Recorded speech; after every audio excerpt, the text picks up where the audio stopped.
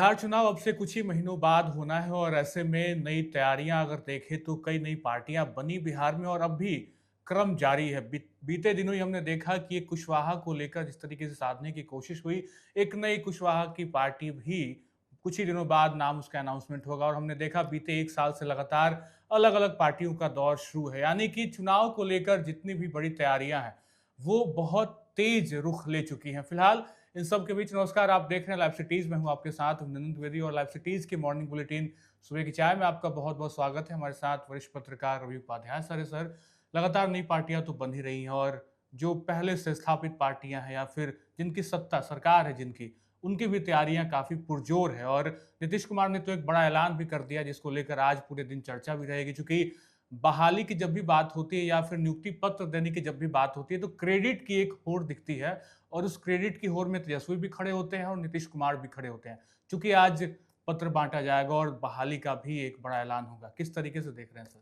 नहीं देखिए, नीतीश कुमार मुख्यमंत्री बिहार हैं और जदयू जी। के राष्ट्रीय अध्यक्ष हैं। बार बार कह रहे हैं हम।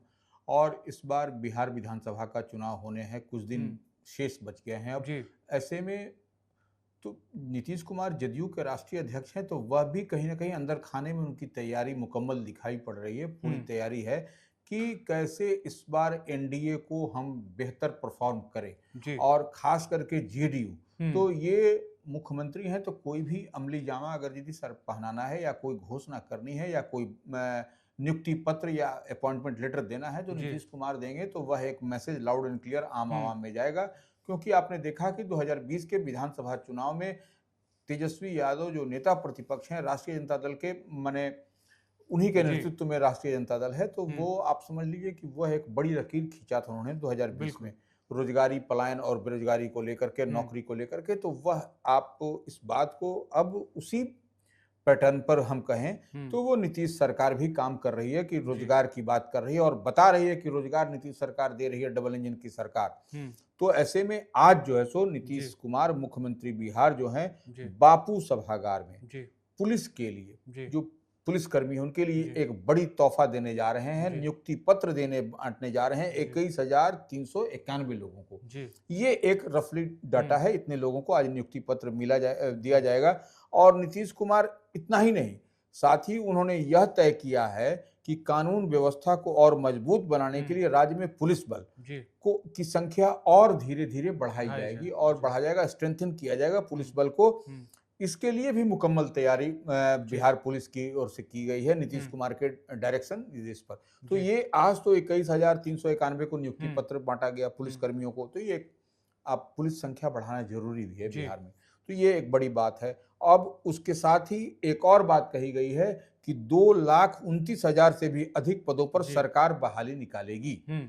यह एक बड़ी बात है। जी। इससे राज्य में अपराध नियंत्रण, लॉ एंड ऑर्डर जी। बनाने करने में, और यह जो है सो विधि व्यवस्था को ये करने में कुछ न कुछ राहत मिलेगी। और जी। सरकार जो चाह रही है कि हम्म। जो सुशासन, गुड गवर्नेंस, उस पर आपको होता हुआ दिखाई पड़ेगा। बिल्कुल, लगातार हम देख रहे हैं कि आपराधिक घटनाएं जिस तरीके से बिहार में बढ़ रही थी, सरकार को लगातार विपक्ष घेर भी रहा था और ऐसे में एक कदम कहीं न कहीं एक बड़ी दिशा तय करेगा कि कैसे बिहार में कानून व्यवस्था को लेकर सरकार दुरुस्त है और क्या कुछ कदम उठाने वाले हैं। लेकिन कुछ कदम जो है वो पिछले कुछ महीनों से चिराग पासवान ने भी उठाया है और वहीं देखें तो हमने उपेंद्र कुशवाहा ने भी कुछ अपनी पार्टी को मजबूत बनाने का एक मजबूत संकल्प लिया है, मजबूत कदम उठाया। हमने देखा था 8 जून को किस तरीके से दोनों पार्टियों ने बड़े महारैली, बड़ा महासम्मेलन किया था और एक बार फिर ये दिन कहीं न कहीं काफ़ी दिनों बाद आया, जब एक बार फिर से आने वाले दिनों में ये दोनों पार्टियाँ कहीं न कहीं बीते दिनों भी हमने देखा कि जब पार्टी का कार्यक्रम हुआ था, तो दोनों पार्टियों ने एक ही दिन कार्यक्रम रखा था सर और आज एक बार फिर से हम देख रहे हैं कि अगले आने वाले दिनों में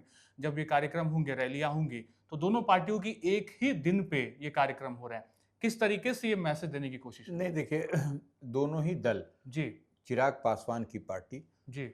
जो लोक जनशक्ति पार्टी रामविलास है जी। वो, जी। और आपको लोक जनशक्ति, और आपको उपेंद्र कुशवाहा की। उपेंद्र कुशवाहा की जी। पार्टी राष्ट्रीय लोक मोर्चा जो है, जी। आरएलएम जिसको कहते हैं, जी। उसका एक ही दिन कल जो है सो कार्यक्रम है। जी। एक तो होगा राजगीर में, जी। जो नीतीश कुमार का गढ़ है, जी। मुख्यमंत्री बिहार, जदयू के राष्ट्रीय अध्यक्ष, जी। तो उनके जो है सो राजगीर में होगा। जी। जी। और दूसरा जो है सो उपेंद्र कुशवाहा राष्ट्रीय लोक मोर्चा के जो राष्ट्रीय अध्यक्ष हैं या राज्यसभा सांसद हैं, उनका गया जी में रैली होगा। तो ये दोनों दो जगह पर होगा, लेकिन दोनों ही उसी डायरेक्शन में है। आपको आप देखिए, एक होगा बिहार शरीफ, एक जो है सो गया जी, तो दोनों ही का डिस्टेंस भी ज्यादा नहीं है। तो ये एक सबसे बड़ी बात है। और देखिए, इससे पहले भी दोनों दल की रैली हुई थी 8 जून को। एक चिराग पासवान की आरा में हुई थी और उपेंद्र कुशवाहा की मुजफ्फरपुर में हुई थी। तो ये दोनों का जो डेट मिलता है, डायरेक्शन मिलता है, वह कुछ न कुछ संकेत दे रहा है क्या? संकेत दे रहा है। तो देखिए, 8 जून को चिराग पासवान ने किया था आरा में, और ठीक दूसरी ओर मुजफ्फरपुर, ये दूर का इलाका पड़ता है, लेकिन जो कल होने वाली है राजगीर और गया जी में, ये दोनों आसपास ही है, ज्यादा डिस्टेंस भी नहीं है। तो ये एक बड़ी बात है। और चिराग पासवान की पार्टी बहुजन भीम संकल्प समागम करेगी वहां पर बिहार शरीफ में, और उपेंद्र कुशवाहा की जो पार्टी गया जी में गांधी मैदान में जो है सो संवैधानिक अधिकार परिसीमन सुधार महारैली करने जा रही है। तो देखिए, चिराग पासवान की पार्टी का वो जो रैली है, उसमें जो है सो अरुण भारती जो बड़े और कद्दावर नेता हैं, सांसद हैं, वह एड़ी चोटी का पसीना लगा रखा है उन्होंने, और जमुई से सांसद हैं वो, चिराग पासवान के बहनोई हैं। इससे इतर आप समझिए कि इतनी मेहनत कर रहे हैं कि लगातार वह नालंदा, बिहार शरीफ, नवादा हर जगह घूमते हुए दिखाई पड़ रहे हैं, और वो तैयारी के एक एक चीज पर वह जो सो नजर बनाए हुए हैं आपको। तो ये एक बड़ी बात दिखाई पड़ रही है। उनके साथ धीरेन्द्र कुमार मुन्ना जो हैं राष्ट्रीय प्रवक्ता हैं, वह भी साथ में हैं। तो यह एक बड़ी तैयारी आपको दिखाई पड़ रही है चिराग पासवान की पार्टी की। और वो नीतीश कुमार के गढ़ में गरजेंगे, ये क्या मैसेज है, यह क्या मैसेज निकल के आता है, यह भी देखने और समझने वाली बात होगी, नंबर 1। अब उपेंद्र कुशवाहा जो गया जी में जो करने जा रहे हैं, तो वह भी एक बड़ी रैली होगी। अब वह रैली जो संवैधानिक अधिकार परिसीमन सुधार महारैली, तो यह एक जो परिसीमन की बात हो रही है कि परिसीमन तो अभी नहीं होगा, परिसीमन जो है सो 2026 में, 2027 में जो भी होगा, लेकिन यह एक बड़ी तैयारी है। वह सबको ब्रीफ कर रहे हैं कि परिसीमन से क्या होगा, परिसीमन से किसको लाभ होगा। ये लोकसभा क्षेत्र की संख्या जैसे बिहार में 40 है, उससे अधिक होगी। तो यह सब जब परिसीमन होगा, तो परिसीमन से आपको जो सुरक्षित सीट है वो इधर से उधर भी होगा, कई सारे आपको परिणाम दिखाई पड़ेंगे। तो यह सब बात भी उपेंद्र कुशवाहा बताते हुए दिखाई पड़े। तो ये तो तैयारी चिराग पासवान और उपेंद्र कुशवाहा की थी। एक तैयारी तेजस्वी यादव की भी हर दिन दिख रही है। मुझे लगता है कि हर दिन वो प्रेस कॉन्फ्रेंस करते हैं और सरकार पर हमलावर रहते हैं, अलग अलग तरीके से निशाना साधते हैं। और चुनाव के पहले एक विपक्ष की बड़ी तैयारी के रूप में अगर देखें तो आरजेडी की बड़ी तैयारी, और तेजस्वी हर एक खेमे पर खुद को डट कर कहीं ना कहीं खड़े दिखाई दे रहे हैं और लगातार निशाना भी साध रहे हैं। बीते दिनों भी उन्होंने सरकार को घेरा, आरएसएस का जिक्र किया, चुनाव आयोग को भी आड़े हाथ लिया, उनको भी घेरा, और लगातार ये कहते नजर आ रहे हैं कि किस तरीके से चुनाव आयोग जो है वो कहीं ना कहीं बायस्ड तो नहीं हो गया। उनका एक क्वेश्चन मार्क बार बार रह रहा है। किस तरीके से देख रहे हैं सर आप इस मुद्दे में? देखिए, तेजस्वी यादव नेता प्रतिपक्ष है और निश्चित रूप से वह टारगेट करेंगे, वो उसमें कहीं कोई दिक्कत नहीं है। लेकिन वो टारगेट किसको कर रहे हैं? भारतीय जनता पार्टी को कर रहे हैं और राष्ट्रीय स्वयंसेवक संघ आरएसएस को टारगेट कर रहे हैं। और वो कह रहे हैं कि चुनाव आयोग की प्रक्रिया पर ही वह सवाल उठा रहे हैं। ये उनका सबसे बड़ा बात है। वो कह रहे हैं कि मतदाता पुनरीक्षण में जिन कागजातों को, जिन दस्तावेजों की मांग की जा रही है, उसे जुटाने में गरीब कहने का मतलब जो वो अपने आप को टैग कर रहे हैं उससे कि गरीब जो हैं वो उनके पास में वह जो कागज की जो दस्तावेज जुटाने की बात कही जा रही है, तो वो कहां से जुटा पाएंगे? वो लोग परेशान हो जाएंगे। यह एक तरीके से यह साजिश है। तो ये तेजस्वी यादव कह रहे हैं, यह आरोप लगा रहे हैं। और वह भी कह रहे हैं कि बिहार में 73% इलाका बाढ़ से प्रभावित होता है। बात भी सही है कि जब बारिश का मौसम है, नेपाल में जब बारिश होती है तो उसका प्रभाव जो है सो लोलैंड एरिया के साथ बिहार का जो निचला इलाका है वो तो फ्लड अफेक्टेड हो जाता है, यह बात तो है। और लोग अपनी जान बचाएंगे या चुनाव आयोग के मांगे हुए दस्तावेज, डॉक्यूमेंट्स को वो देंगे। और सबसे बड़ी बात वह कह रहे हैं कि 90% जो बूथ लेवल अधिकारी होते हैं, जिन्हें बीएलओ कहा जाता है, के पास मतदाता सूची भी नहीं है, लेकिन काम शुरू कर दिया गया है। तो ये जो काम शुरू कर दिया गया है, तो यह एक बड़ी बात है मतदाता पुनरीक्षण का। तो ये सवाल उठा रहे हैं नेता प्रतिपक्ष तेजस्वी यादव। और तो और श्रम विभाग की ओर से कहा गया, लेबर मिनिस्ट्री की ओर से कहा गया है कि रिपोर्ट में 3 करोड़ लोग पलायन कर चुके हैं बिहार से। यह बड़ा तो डेटा है। इस तरीके का माने ऑफिशियल डेटा है। जी। लेकिन अगर यदि ऐसे बात किया जाए तो उससे अधिक अधिक जो है है। सो बिहार में लोग पलायन कर चुके हैं। बिल्कुल, इस मुद्दे को थोड़ा-सा ज़िक्र कर लें, चूँकि पलायन बहुत बड़ा मुद्दा इस चुनाव में भी है, 2020 में भी था और इसके पहले भी रहा।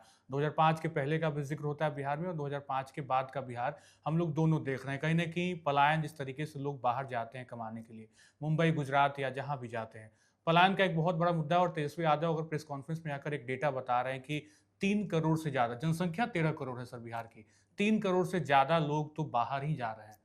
नहीं, ये देखिए तेजस्वी यादव हम बता कर रहे हैं कि वो उनके पास में यह कह रहे हैं कि उनके पास 3 करोड़ से अधिक का वो डेटा दे जी, रहे हैं। जी। वो जो बोल रहे हैं कि डेटा है उनके पास उपलब्ध। लेकिन जब आप 3 करोड़ कह रहे हैं तो एग्जैक्टली 3 करोड़ तो नहीं, उससे ज़्यादा भी हो सकता है, उससे कम भी हो सकता है। तो यह जी। देखने वाली बात है कि क्या है, कितनी संख्या है। बिल्कुल, और तेजस्वी यादव की ज़िक्र हमने की तो महागठबंधन का भी ज़िक्र होना लाज़मी है, क्योंकि लगातार बैठकों का दौर जो है वो पीछे कुछ महीनों से लगातार चल रहा है और हम देख रहे हैं कि हर बैठक में कुछ ना कुछ तय होता है। हमने एक बैठक में देखा कोऑर्डिनेशन कमेटी तय हुआ, उसका कौन अध्यक्षता करेगा ये भी तय हुआ। साथ-साथ अलग-अलग बैठकों में कुछ ना कुछ बड़े निर्णय लिए जाते हैं और एक बार फिर बैठकों का दौर जो है वो आने वाले दिनों में शुरू होगा। इस बैठक को किस तरीके से देख रहे हैं सर? 5वीं बैठक होगी? देखिए, निश्चित रूप से 30 जून को बात जी, कही जा रही है जी।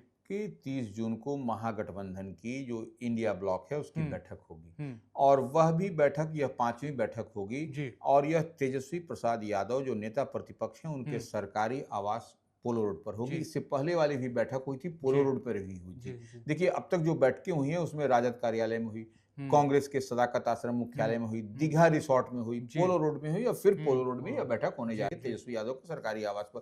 तो हुँ, निश्चित रूप से चुनावी मोड में महागठबंधन इंडिया ब्लॉक है, तेजस्वी हुँ, उसको लीड कर रहे हैं। तो हुँ। इस बात को समझा जा सकता है कि बड़ी जी। मजबूती के साथ सीटों को लेकर के, चेहरों को लेकर के, हुँ।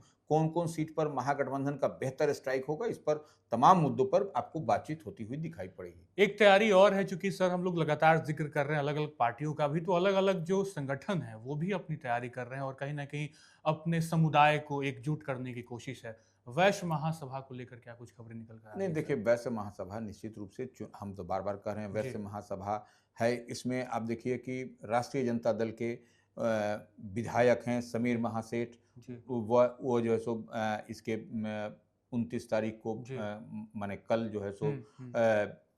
बैठक होगी। जी, तो वैश्य प्रतिनिधि महासम्मेलन, सम्मेलन। जी, तो आपको ये समझ लीजिए, और पटना के बापू सभागार में। जी, जी। तो ये अब इसकी अध्यक्षता वो करेंगे और ये हुँ। जो चुनावी मोड में कहीं न कहीं ये दिखाई पड़ रहा है कि जी, यह सब सब समाज का सब जगह अपना का रैली हो रहा है जी। सब जगह, तो यह लोग भी हुँ, पीछे क्यों रहे? हुँ, तो हुँ, यही हुँ। सब बात बताने की और बताएँगे ये लोग कि वैश्य समाज कहाँ है। और यही नहीं, आपको समीर महासेठ हैं, उसके बाद से रामचंद्र पूर्वे हैं, जी। जो बड़े और कद्दावर चेहरे हैं, हुँ, विनोद जायसवाल हैं, हुँ। एमएलसी हैं, तो यह सब कई सारे आपको चेहरे उसमें आपको दिखाई दिखेंगे। पड़ेंगे उसमें। जी।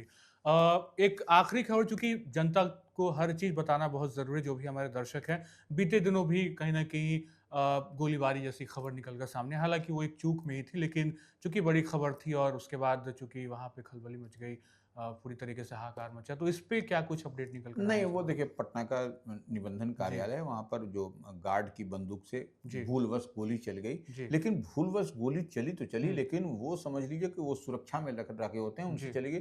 तो उसके लिए चलते वहाँ पर रजिस्ट्री कराने जो लोग गए थे, उसमें हुँ, अफरा-तफरी का माहौल अफ़रा-तफ़री। स्थिति जी। हो गया। निश्चित रूप से भीड़-भाड़ वाले इलाके में और हुँ, भूलवश ही गोली चल जाती है, माने हुँ। भूलवश चली गई, तो ये लेकिन एक चूक हुई है जी। और इसकी जाँच भी हो रही है। सब कोई पुलिस प्रशासन के लोग लगे भी थे। बिल्कुल, तो ये पूरी खबर रही जो कि आज के दिन क्या कुछ चर्चे में रहेगा और साथ-साथ बीते 1-2 दिनों से क्या कुछ पूरे पटना बिहार में घट रहा है और साथ-साथ हमने आगे की भी जानकारी आपको दी कि आखिर कैसे 29 और 30 तारीख को बड़ी-बड़ी पार्टियाँ अपनी कुछ तैयारियों में लगी हैं और बड़े बैठक और महासम्मेलन की जो भी जानकारी थी हमने आप तक पहुँचाई। फिलहाल आज के एपिसोड में इतना ही। आप बने रहें लाइव सिटी के साथ। बहुत-बहुत शुक्रिया।